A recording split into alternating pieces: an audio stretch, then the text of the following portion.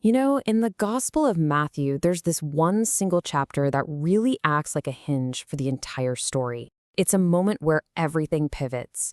Today, we're going to dive into Matthew 16, and we're going to see how the narrative shifts from this big public debate to a private and honestly world-changing declaration. So, let's get into it. So, what even is the turning point of a movement? Think about it. It's that moment when all the ambiguity just falls away, and a clear and often pretty costly identity is forged. It's when the main question can't be dodged any longer. And in Matthew 16, well, we're about to see one of the most famous turning points ever written down.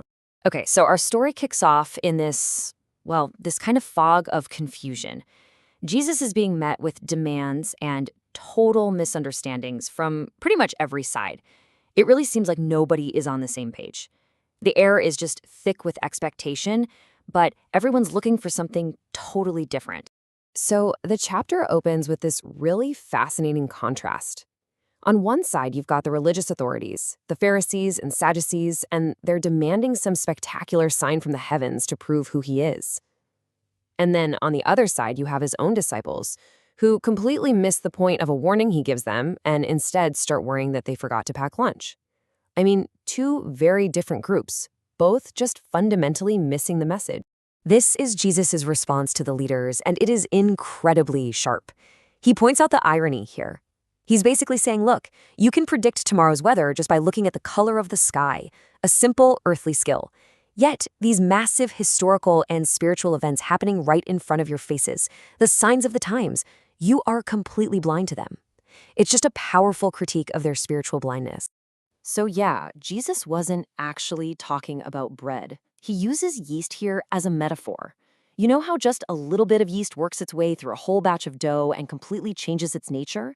He's warning that the teachings and the influence of these leaders can do the exact same thing. It can corrupt and spread.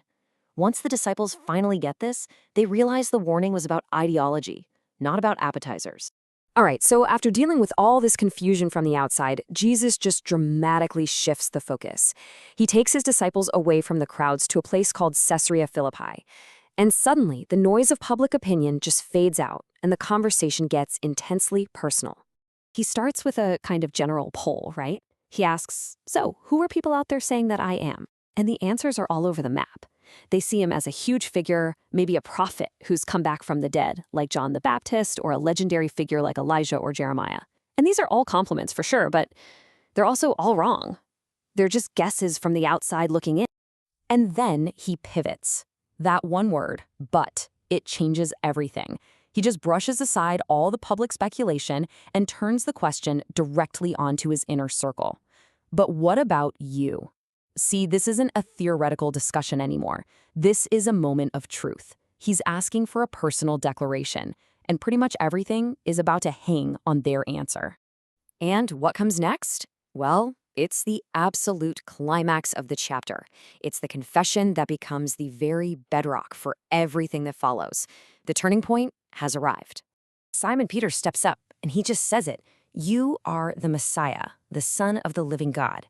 Now, this is not just another guess. This is a definitive statement of identity. He's claiming Jesus is the long-awaited king, the anointed one, and even more than that, that he's divine. In that moment, all the ambiguity is shattered, and the movement now has its core belief. Jesus' response here is just profound. First, he makes it clear that Peter didn't just figure this out on his own. He says it was a divine revelation from my Father in heaven. Second, he gives Simon a brand new name, Peter, which means rock. Third, he declares that on this very rock, this confession of faith, he's going to build his church. And finally, he gives Peter this unique authority, symbolized by the keys of the kingdom. This is the foundation being laid right here. So we're at this incredible high point, this amazing revelation. And then the narrative takes an immediate, totally jarring turn. The glory of that moment is instantly followed by the grim reality of the mission.